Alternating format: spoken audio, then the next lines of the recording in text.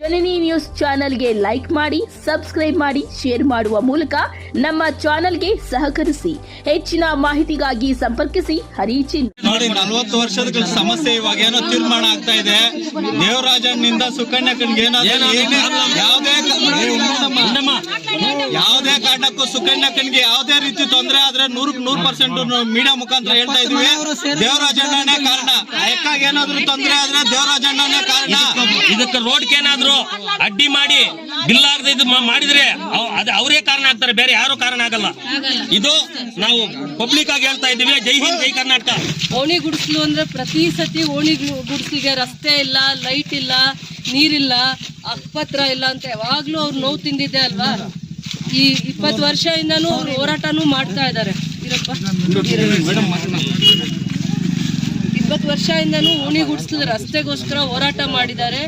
ಇದೇ ಜಾಗದಲ್ಲಿ ಸ್ವಂತ ಜಾಗ ಇತ್ತು, ಇಲ್ಲೂ ಅವ್ರ ತಂದೆ ಕಾಲದಲ್ಲೋ ತಾತ ಕಾಲದಲ್ಲೋ ಬಂದಿರೋ ಅಂಥವ್ರು ಒಂದು 50-60 ವರ್ಷದಿಂದ ಓಣಿ ಗುಡಿಸ್ಲಲ್ಲಿರುವಂಥ ಕುಟುಂಬಗಳಿಗೆ ಮೂಲ ಸೌಕರ್ಯಗಳು ಇರಲಿಲ್ಲ.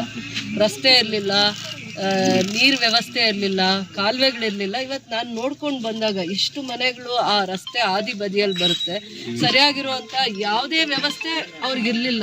ಈ 10 ವರ್ಷದಲ್ಲೂ ಕೂಡ ಯಾರು ಏನೂ ಕೆಲಸ ಮಾಡೋಕ್ಕೆ ಅವಕಾಶ ಆಗಿರಲಿಲ್ಲ. ಯಾಕಂದರೆ ಪದೇ ಈ ವಿಚಾರ ಕೋರ್ಟಲ್ಲಿ ಇರ್ತಾ ಇತ್ತು. ನಾನೇ 2 ಸತಿ ಒಂದೊಂದು ಸ್ಟ್ರೆಚಲ್ಲಿ ರಸ್ತೆ ಆಗದಾಗೂ ಕೂಡ ಕೋರ್ಟಲ್ಲಿದೆ, ಹೇಗೆ ರಸ್ತೆ ಆಗ್ತೀರಾ ಅಂತ. ಇದು ಪ್ಲಾನಿಂಗ್ ಅಲ್ಲಿಲ್ಲ, ಆದರೂ ಇದು ಗಲೀಜಾಗಿತ್ತು ಅಂತ ಮಾತಾಡಿ ಮಾಡ್ತಾರೆ. ಮೇಡಮ್, ನಮ್ಗೊಂದು ಅಂಬೇಡ್ಕರ್ ಭವನ ಸಂದರ್ಭವನ್ನು ಮಾಡಬೇಕು ಅಂತ ತೀರ್ಮಾನ ಮಾಡಿದ್ದಾರೆ.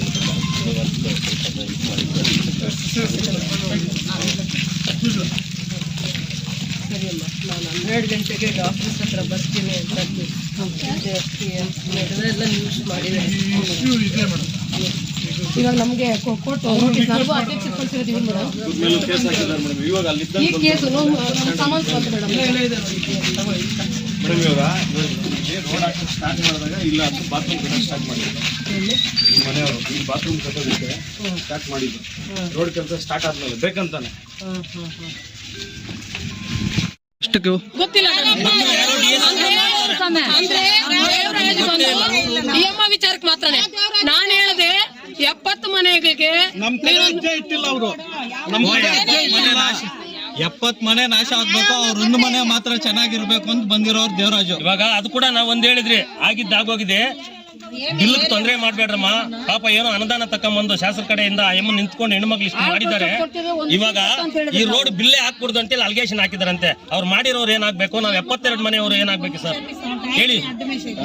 ಇಷ್ಟು ಜನಕ್ಕೂ ತೊಂದರೆ ಮಾಡ್ತಾ ಇದ್ರೆ ಒಂಥರ ನೀತಿ ನಿಯತ್ ಅನ್ನೋದು, ಅದು DSS ಯಾವ ಲೀಡರ್ ಆಗಿರ್ಲಿ ಬಂದ್ರೆ ಒಂದು ನೀತಿ ನಿಯತ್ತಾಗಿ ಆ ತಾತನ ಹೆಸರಿಟ್ಕೊಂಡ ಮೇಲೆ ಆ DSS ಅಂದ್ಮೇಲೆ ಅದಕ್ಕೊಂದು ಕಾನೂನು ರೀತಿಯಾಗಿ ಬದ್ಧವಾಗಿ ನಡಿಬೇಕು ಅನ್ನೋದು ಒಂದು ಆ ತಾತನ ಹೇಳ್ಕೊಟ್ಟಿರ್ತಕ್ಕಂಥ ಒಂದು ಸಂವಿಧಾನ. ಆ ಸಂವಿಧಾನನೇ ಬಿಟ್ಬಿಟ್ಟು ಬೇರೆ ರೀತಿಯಲ್ಲಿ ಒಬ್ರು ಸಹಾಯ ಮಾಡೋದು, ಇನ್ನೊಬ್ರಿಗೆ ಅನ್ಯಾಯ ಮಾಡೋದು, ನೋಟಿಸ್ ಕಳಿಸೋದು, ಬೆದರಿಕೆಗಳಾಗೋದು, ಇವೆಲ್ಲ ಮಾಡ್ಬೋದು ಅನ್ನೋದು ನಮ್ಗಂತೂ ಭಾರಿ ನೋವಾಗಿದೆ. ಇವತ್ತಲ್ಲ ನಾಳೆ ಎಲ್ಲ ಉಗ್ರ ಹೋರಾಟಕ್ಕೂ ನಾವು ಸಿದ್ಧವಾಗಿದ್ದೀವಿ. ನೋಟಿಸ್ ಕಳಿಸಿದ್ದಾರೆ. ಮುಂದಿನ ಹೋರಾಟ ಜಾಸ್ತಿ ಇರುತ್ತೆ ಏನಾದ್ರು ಅಂತ ಕೇಳ್ತಾ ಇದ್ರು. ಕೋರ್ಟಲ್ಲಿ ಇದ್ರೂ ನ್ಯಾಯ ನೀತಿ ಏನೇ ಇದ್ರೂ ಮಾನವೀಯತೆನೇ ಜಾಸ್ತಿ ಮುಖ್ಯ ಆಗುತ್ತೆ.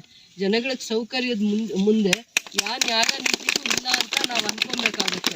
ಯಾಕೆ ಅಂದರೆ ಮಳೆಗಾಲದಲ್ಲಿ ರಸ್ತೆ ಹದಗೆಟ್ಟಿದ್ರೆ ಮಕ್ಕಳನ್ನ ಸ್ಕೂಲ್ಗೆ ಹೆಂಗೆ ಕರ್ಕೊಂಡು ಹೋಗ್ತಾರೆ?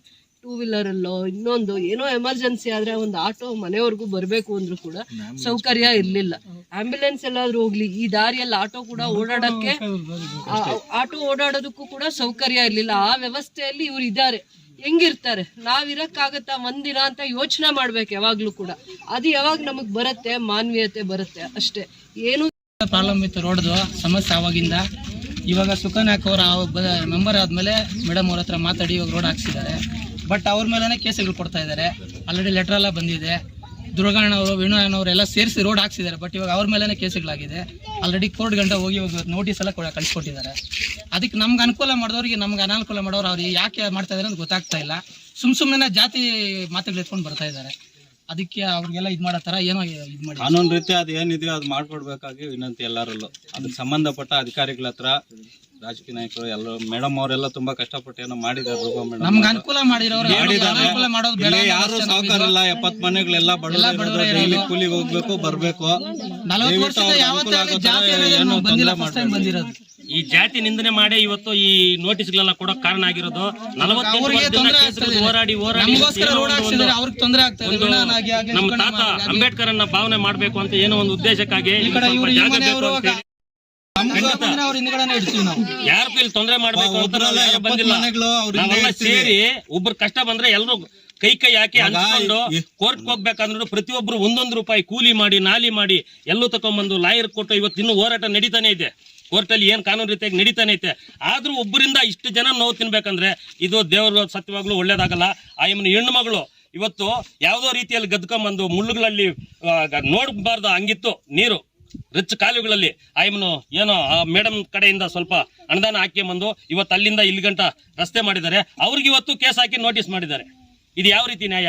ಬೆದರಿಕೆ ಕರೆಗಳು ಬೇರೆ, ಅದು ಬೇರೆ, ಬೆದರಿಕೆ ಕರೆಗಳು ಬೇರೆ. ನಾವು ಜೈ ಭೀಮು, ನಾವು DSS, ನಾವೆಲ್ಲ ಯಾರ್ರಿ? ನಾವೆಲ್ಲ ಸಿಗ್ಲಿಲ್ಲನ್ರಿ. ನಾವೆಲ್ಲ ಎಲ್ಲಿ ಹುಟ್ಟಿ ಬಂದ್ವಿ? ನಾವು ಕೂಡ SC ಹುಟ್ಟಿರೋದು, ನಾವು ಕೂಡ ಜೈ ಭೀಮೆ. ಇದು ತಿಳ್ಕೊಂಡು ಮುಂದಕ್ಕೆ ತಗೊಂಡೋಗಿ ನಮ್ಗೆ ನ್ಯಾಯ ಒದಗಿಸ್ಕೊಡ್ಬೇಕಂತ ನಮ್ಮಲ್ಲಿ ಎಲ್ರಿಗೂ ಪ್ರಾರ್ಥನೆ ಮಾಡ್ತೀನಿ. ಜೈ ಹಿಂದ್, ಜೈ ಕರ್ನಾಟಕ.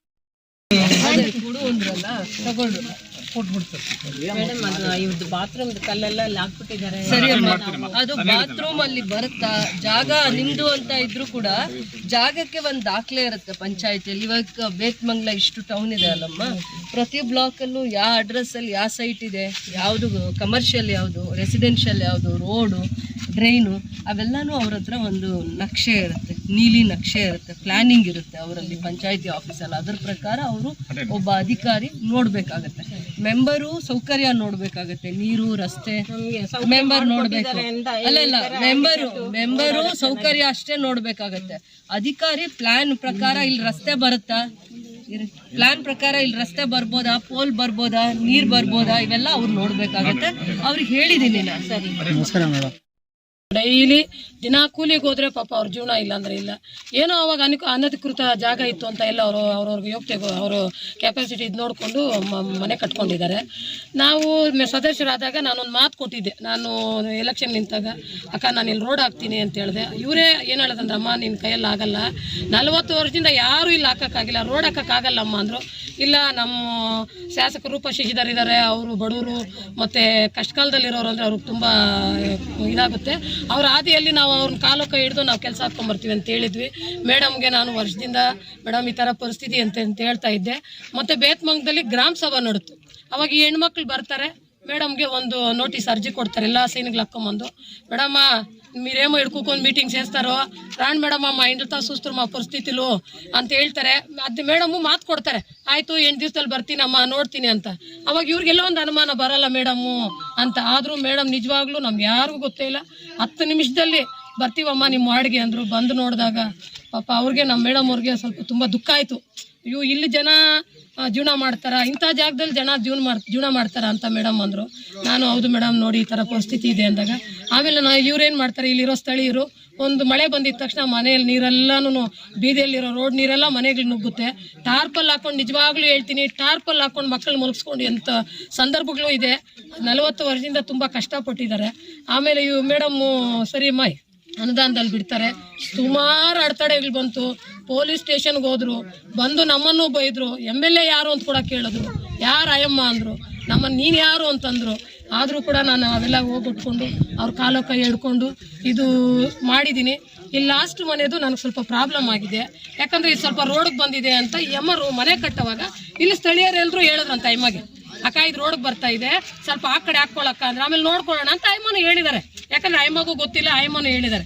ತಿರುಗಿ ನಾನು ಬಂದು ಹೇಳಿದೆ, ಅಕ್ಕ ನೋಡು ಇವಾಗ ನೋವು ಇಲ್ಲಿ ಬಾತ್ರೂಮ್ ಕಟ್ಕೊಂಡ್ಬಿಟ್ಟಿದ್ದ, ಇದನ್ನೆಲ್ಲ ನಾನು ಅಧ್ಯಕ್ಷರು ತೆರವುಗೊಳಿಸಿದ್ದೀವಿ.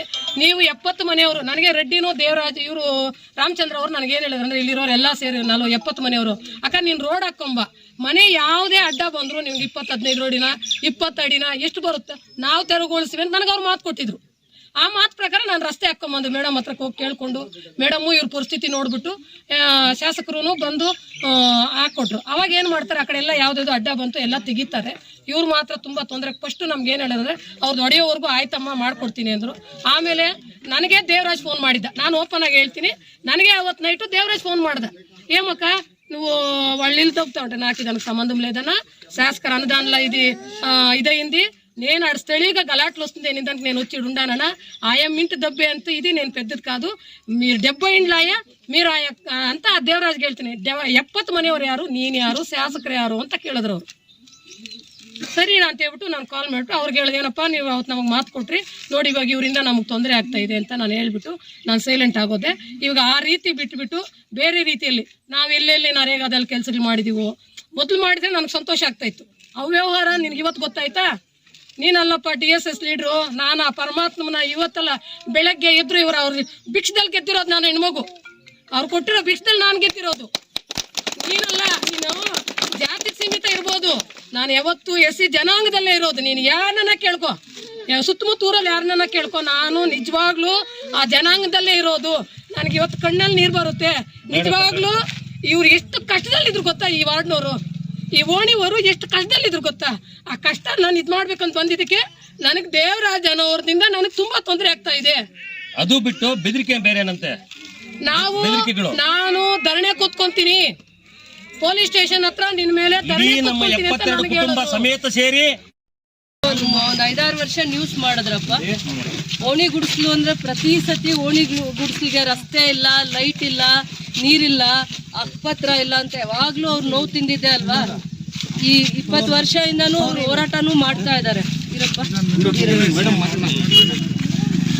20 ವರ್ಷದಿಂದನೂ ಓಣಿ ಗುಡಿಸ್ಲು ರಸ್ತೆಗೋಸ್ಕರ ಹೋರಾಟ ಮಾಡಿದ್ದಾರೆ ಇದೇ ಜಾಗದಲ್ಲಿ ಸ್ವಂತ ಜಾಗ ಇತ್ತೋ ಇಲ್ಲೋ ಅವ್ರ ತಂದೆ ಕಾಲದಲ್ಲೋ ತಾತ ಕಾಲದಲ್ಲೋ ಬಂದಿರೋ ಅಂಥವ್ರು ಒಂದು 50-60 ವರ್ಷದಿಂದ ಓಣಿ ಗುಡಿಸ್ಲಲ್ಲಿರುವಂಥ ಕುಟುಂಬಗಳಿಗೆ ಮೂಲ ಸೌಕರ್ಯಗಳು ಇರಲಿಲ್ಲ ರಸ್ತೆ ಇರಲಿಲ್ಲ ನೀರು ವ್ಯವಸ್ಥೆ ಇರಲಿಲ್ಲ ಕಾಲುವೆಗಳಿರಲಿಲ್ಲ ಇವತ್ತು ನಾನು ನೋಡ್ಕೊಂಡು ಬಂದಾಗ ಎಷ್ಟು ಮನೆಗಳು ಆ ರಸ್ತೆ ಆದಿ ಬದಿಯಲ್ಲಿ ಬರುತ್ತೆ ಸರಿಯಾಗಿರುವಂಥ ಯಾವುದೇ ವ್ಯವಸ್ಥೆ ಅವ್ರಿಗಿರಲಿಲ್ಲ ಈ 10 ವರ್ಷದಲ್ಲೂ ಕೂಡ ಯಾರು ಏನೂ ಕೆಲಸ ಮಾಡೋಕ್ಕೆ ಅವಕಾಶ ಆಗಿರಲಿಲ್ಲ ಯಾಕಂದರೆ ಪದೇ ಈ ವಿಚಾರ ಕೋರ್ಟಲ್ಲಿ ಇರ್ತಾ ಇತ್ತು ನಾನೇ 2 ಸತಿ ಒಂದೊಂದು ಸ್ಟ್ರೆಚ್ಚಲ್ಲಿ ರಸ್ತೆ ಆಗದಾಗೂ ಕೂಡ ಕೋರ್ಟಲ್ಲಿದೆ ಹೇಗೆ ರಸ್ತೆ ಆಗ್ತೀರಾ ಅಂತ ಕೇಳ್ತಾ ಇದ್ರು ಕೋರ್ಟಲ್ಲಿದ್ರೂ ನ್ಯಾಯ ನೀತಿ ಏನೇ ಇದ್ರೂ ಮಾನವೀಯತೆನೇ ಜಾಸ್ತಿ ಮುಖ್ಯ ಆಗುತ್ತೆ ಜನಗಳಿಗೆ ಸೌಕರ್ಯದ ಮುಂದೆ ಯಾವ ನ್ಯಾಯ ನೀತಿಗೂ ಇಲ್ಲ ಅಂತ ನಾವು ಅನ್ಕೊಬೇಕಾಗುತ್ತೆ ಯಾಕೆ ಅಂದರೆ ಮಳೆಗಾಲದಲ್ಲಿ ರಸ್ತೆ ಹದಗೆಟ್ಟಿದ್ರೆ ಮಕ್ಕಳನ್ನ ಸ್ಕೂಲ್ಗೆ ಹೆಂಗೆ ಕರ್ಕೊಂಡು ಹೋಗ್ತಾರೆ 2 ವೀಲರಲ್ಲೋ ಇನ್ನೊಂದು ಏನೋ ಎಮರ್ಜೆನ್ಸಿ ಆದರೆ ಒಂದು ಆಟೋ ಮನೆವರೆಗೂ ಬರಬೇಕು ಅಂದರೂ ಕೂಡ ಸೌಕರ್ಯ ಇರಲಿಲ್ಲ ಆಂಬ್ಯುಲೆನ್ಸ್ ಎಲ್ಲಾದರೂ ಹೋಗ್ಲಿ ಈ ದಾರಿಯಲ್ಲಿ ಆಟೋ ಕೂಡ ಓಡಾಡೋದಕ್ಕೂ ಕೂಡ ಸೌಕರ್ಯ ಇರಲಿಲ್ಲ ಆ ವ್ಯವಸ್ಥೆಯಲ್ಲಿ ಇವ್ರು ಇದ್ದಾರೆ ಹೆಂಗಿರ್ತಾರೆ ನಾವಿರಕ್ಕಾಗತ್ತಾ ಒಂದಿನ ಅಂತ ಯೋಚನೆ ಮಾಡ್ಬೇಕು ಯಾವಾಗ್ಲೂ ಕೂಡ ಅದು ಯಾವಾಗ ನಮಗ್ ಬರುತ್ತೆ ಮಾನವೀಯತೆ ಬರುತ್ತೆ ಅಷ್ಟೇ ಏನು ಇದ್ರ ಬಗ್ಗೆ ರಸ್ತೆ ಬಂದಾಗ ಅಭಿವೃದ್ಧಿ ಅಂತ ಬಂದಾಗ ಸೌಕರ್ಯ ಅಂತ ಬಂದಾಗ ರಾಜಕೀಯ ಮಾಡಲೇಬಾರ್ದು ಯಾರಾದರೂ ಆಗಿರ್ಲಿ ಅವರು ರಾಜಕೀಯ ಮಾಡಬಾರ್ದು ಗೌರವವಾಗಿ ಕೆಲಸ ಆಗಿದೆ ನಿಂತು ಮಾಡ್ತಿದ್ದಾರೆ ಅಧ್ಯಕ್ಷರ ಮೇಲೆ ಕೇಸ್ ಹಾಕಿದ್ದಾರೆ ಅಂತ ಹೇಳಿದ್ರೆ ಇಲ್ಲಿ ಜನಗಳಿಗೆ ಸೇವೆ ಮಾಡುವಾಗ ಒಂದು ಅಪವಾದ ಬರುತ್ತೆ ಹೋಗುತ್ತೆ ಅದನ್ನೆಲ್ಲ ದೊಡ್ಡ ವಿಚಾರ ಅಂತ ತಗೊಳ್ಳೋದು ಬೇಡ ಅದನ್ನ ಕಾನೂನು ರೀತಿ ಹೋರಾಟ ಮಾಡೋಣ ಅದಕ್ಕೆ ನಾನು ಮಿಕ್ಕಿದ್ದೀನಿ ಏನೇನು ಸಮಸ್ಯೆಗಳಿದಾವೋ ಪಂಚಾಯತಿ PDO ಅವ್ರ ಜವಾಬ್ದಾರಿ ತಗೊಂಡು ಪೋಲ್ ಶಿಫ್ಟಿಂಗ್ನ ಅಬ್ಸರ್ವೇಷನ್ ಮಾಡಿದ್ದೀನಿ ಆ ಕೆಲಸನೂ ಮಾಡಬೇಕಾಗತ್ತೆ ಅದು ಅವ್ರ ಜವಾಬ್ದಾರಿ ಆಗಬೇಕು ಸುಕನ್ಯಮ್ಮ ಮತ್ತು ದುರ್ಗಣ್ಣ ಹಿಂದೆ ಅಧ್ಯಕ್ಷರಾಗಿದ್ರು ಅವ್ರಿಗೂ ಗೆಲ್ಲಿಸಿದಾಗ ಅವರು ಅವ್ರ ಬಗ್ಗೆ ಕನಿಕರದಲ್ಲಿ ಕೆಲಸನೂ ಮಾಡಿದ್ದಾರೆ ಇದಾದ್ಮೇಲೆ ತದನಂತರ ದಿನಗಳಲ್ಲಿ ಹೆಣ್ಮಗುನ ಗೆಲ್ಲಿಸಿದಾಗ ಅವರು ಕೂಡ ಕೆಲಸ ಮಾಡ್ಕೊಂಡು ಬಂದಿದ್ದಾರೆ ಇದು ಅವ್ರ ಜವಾಬ್ದಾರಿ ಆಗುತ್ತೆ ಸದಸ್ಯರಾಗಿ ಗೆದ್ದ ಮೇಲೆ ಜನಗಳ ಸಮಸ್ಯೆನೇ ಅವ್ರ ಆದ್ಯತೆ ಆಗಬೇಕು ಜನಗಳ ಕಷ್ಟ ನೋಡುವಂಥ ಮೆಂಬರು ಅಲ್ಲಿ ವಾರ್ಡಲ್ಲಿ ಎಲ್ಲಿ ಗೆದ್ದಿರ್ತಾರೋ ಅಲ್ಲಿ ಹೋಗಿ ಅವ್ರ ಕಷ್ಟ ಸುಖ ಆಲಿಸೋದು ಆಗುವಂಥದ್ದು ಅವ್ರ ಹಂತದಲ್ಲಿ ಆಗದೆ ಇರೋವಂಥದ್ದು ನಮ್ಮ ಹಂತದಲ್ಲಿ ಕೆಲಸ ಮಾಡಿದಾಗೇ ಈ ಥರ ಜನಗಳು ಅಭಿಮಾನದಿಂದ ಕರೀದೆ ಬರುವಂಥ ವಾತಾವರಣ ಬರುತ್ತೆ ನಾನು ಅಷ್ಟೇ ಹೇಳಕ್ಕೆ ಇಷ್ಟಪಡ್ತೀನಿ ನೀವೇ ಮಾಡ್ಬೇಕು ನೀವು ದಯ ಮಾಡ್ಬಿಟ್ಟು ನಮ್ಮ ಮಂಜು ಅವರು ನಮ್ಮ ಇವರೆಲ್ಲ ನಮ್ಗೆಲ್ಲ ಈ ಪರಿಸ್ಥಿತಿಯಲ್ಲಿ ವಿಡಿಯೋ ಎಲ್ಲ ಮಾಡ್ಬಿಟ್ಟು ನೀವೇ ಇಷ್ಟು ತನಕ ತಂದಿರೋದು ದಯವಿಟ್ಟು ಈ ಪರಿಷ್ಕಾರನು ನೀವೇ ಬಯಸಬೇಕು ನಿಮ್ಮ ವಿಡಿಯೋ ಮುಖಾಂತರ ಬಾರಿ ಬೇಗ ತಿಳಿಸ್ಕೊಡ್ತಾ ಇದ್ರಿ ನೀವು ಮುಂದಿನ ದಿನಗಳಲ್ಲಿ ನಮ್ಗೆ ಒಳ್ಳೇದು ನೋಡಿ 40 ವರ್ಷದ ಸಮಸ್ಯೆ ಇವಾಗ ಏನೋ ತೀರ್ಮಾನ ಆಗ್ತಾ ಇದೆ ದೇವರಾಜನಿಂದ ಸುಕನ್ಯಕನ್ಗೆ ಯಾವುದೇ ಕಾರಣಕ್ಕೂ ಸುಕನ್ಯಕನ್ಗೆ ಯಾವುದೇ ರೀತಿ ತೊಂದರೆ ಆದ್ರೆ 100% ಮೀಡಿಯಾ ಮುಖಾಂತರ ಹೇಳ್ತಾ ಇದೀವಿ ದೇವರಾಜಣ್ಣನೇ ಕಾರಣ ಅಯಕ್ಕಾಗ ಏನಾದ್ರು ತೊಂದರೆ ಆದ್ರೆ ದೇವರಾಜಣ್ಣನೇ ಕಾರಣ ಇದಕ್ಕೆ ರೋಡ್ಗೆ ಏನಾದ್ರು ಅಡ್ಡಿ ಮಾಡಿ ಬಿಲ್ ಆಗದೆ ಇದು ಮಾಡಿದ್ರೆ ಅವರೇ ಕಾರಣ ಆಗ್ತಾರೆ ಬೇರೆ ಯಾರು ಕಾರಣ ಆಗಲ್ಲ ಇದು ನಾವು ಪಬ್ಲಿಕ್ ಆಗಿ ಹೇಳ್ತಾ ಇದೀವಿ ಜೈ ಹಿಂದ್ ಜೈ ಕರ್ನಾಟಕ ನೀವೇ ಮಾಡ್ಬೇಕು. ನೀವು ದಯ ಮಾಡ್ಬಿಟ್ಟು ನಮ್ಮ ಮಂಜು ಅವರು ನಮ್ಮ ಇವರೆಲ್ಲ ನಮ್ಗೆಲ್ಲ ಈ ಪರಿಸ್ಥಿತಿಯಲ್ಲಿ ವಿಡಿಯೋ ಎಲ್ಲ ಮಾಡ್ಬಿಟ್ಟು ನೀವೇ ಇಷ್ಟು ತನಕ ತಂದಿರೋದು. ದಯವಿಟ್ಟು ಈ ಪರಿಷ್ಕಾರನು ನೀವೇ ಬಯಸ್ಬೇಕು. ನಿಮ್ಮ ವಿಡಿಯೋ ಮುಖಾಂತರ ಬಾರಿ ಬೇಗ ತಿಳಿಸ್ಕೊಡ್ತಾ ಇದ್ರಿ. ನೀವು ಮುಂದಿನ ದಿನಗಳಲ್ಲಿ ನಮಗೆ ಒಳ್ಳೆ ನೋಡಿ 40 ವರ್ಷದ ಸಮಸ್ಯೆ ಇವಾಗ ಏನೋ ತೀರ್ಮಾನ ಆಗ್ತಾ ಇದೆ. ದೇವರಾಜನಿಂದ ಸುಕನ್ಯಕ್ಕನಿಗೆ ಯಾವುದೇ ಕಾರಣಕ್ಕೂ ಸುಕನ್ಯಕ್ಕನಿಗೆ ಯಾವುದೇ ರೀತಿ ತೊಂದರೆ ಆದ್ರೆ 100% ಮೀಡಿಯಾ ಮುಖಾಂತರ ಹೇಳ್ತಾ ಇದೀವಿ. ದೇವರಾಜಣ್ಣನೇ ಕಾರಣ. ಅಯಕ್ಕಾಗ ಏನಾದ್ರು ತೊಂದರೆ ಆದ್ರೆ ದೇವರಾಜಣ್ಣನೇ ಕಾರಣ. ಇದಕ್ಕೆ ರೋಡ್ಗೆ ಏನಾದ್ರು ಅಡ್ಡಿ ಮಾಡಿ ಬಿಲ್ ಆಗದೆ ಇದು ಮಾಡಿದ್ರೆ ಅವರೇ ಕಾರಣ ಆಗ್ತಾರೆ, ಬೇರೆ ಯಾರು ಕಾರಣ ಆಗಲ್ಲ. ಇದು ನಾವು ಪಬ್ಲಿಕ್ ಆಗಿ ಹೇಳ್ತಾ ಇದ್ದೀವಿ. ಜೈ ಹಿಂದ್, ಜೈ ಕರ್ನಾಟಕ. ನಿಲ್ಲಿಸಬೇಕು ಅಂತ ಹೇಳಿ ಒಂದು ತೀರ್ಮಾನ ಮಾಡಿದ್ದೀವಿ. ಅದರಲ್ಲಿ ನಮಗೆ ಶಾಸಕರು ಹೇಳ್ಬಿಟ್ಟು ಹೋಗಿದ್ದಾರೆ. ಆ PDO, ನಮ್ಮ ಸುಕನ್ಯ ಮಕ್ಕಳು, ವಾರ್ಡ್ ಮೆಂಬರು, ದುರ್ಗಣ್ಣ, ಇವರೆಲ್ಲ ವಿನೋವನ್ನ ಎಲ್ಲ ಹೇಳಿದ್ದಾರೆ. ಮಾತಾಡುವಾಗ ಇದೆಲ್ಲ ಮಾಡಿ ಅದೆಲ್ಲ ರೆಗ್ಯುಲೇಷನ್ ತಂದು ನಾವು ವ್ಯವಹಾರ ಮಾಡ್ತೀವಿ ಅಂತ ಹೇಳಿದ್ದಾರೆ. ಅದಕ್ಕೆಲ್ಲ ನಿಮ್ ಪ್ರೋತ್ಸಾಹ ಇರ್ಲಿ. ನಮ್ಮ ತಾತನ ನಾವು ಮಾಡ್ಕೊಂಡು ನಮ್ಗೆ ಯಾವ್ದು ದೇವಸ್ಥಾನ ಇಲ್ಲ, ಒಂದೇ ದೇವಸ್ಥಾನ ನಮ್ಮ ತಾತನ ನಾವು ಇಟ್ಕೊಳ್ಳೋಣ ಅನ್ನೋ ಒಂದು ಆಸೆ ಇದೆ. ಹಂಗಾಗಿ ಅದು